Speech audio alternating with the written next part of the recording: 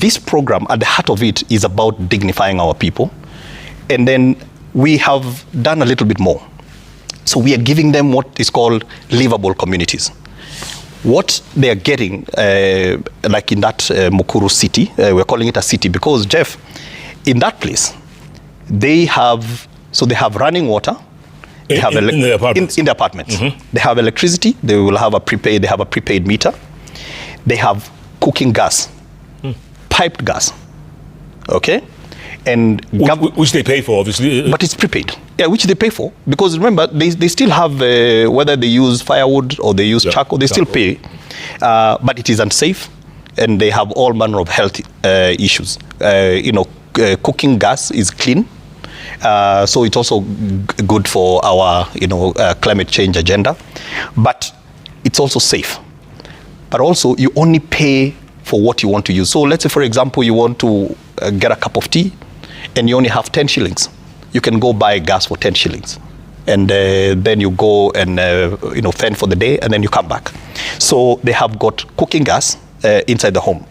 And then there is something else which has become a basic right or a basic utility, and that is connectivity, internet.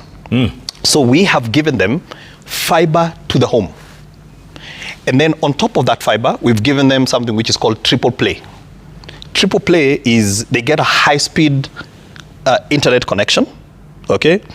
When I was there, I tested, it was over 70 megabits a second.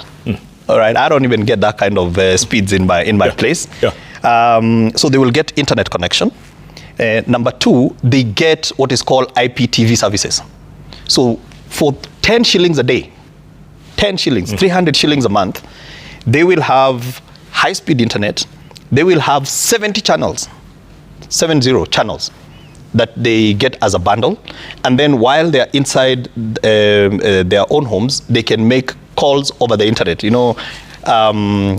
what is called voice over IP. Correct. Then inside that settlement, Jeff, we have ECD classrooms. We have a primary school that we are building. We have a JSS and secondary school. As we speak right now, we have an outpatient health facility. They have a strip mall. Okay, Jeff, I don't know where you live, but where I live, I don't have a mall inside my estate. They have a fire station inside the estate. And of course, they have other facilities, CCTV camera. So basically, we are taking what you ordinarily associate with high-end living, and we are providing it to the most vulnerable people in our community, and they don't have to pay more.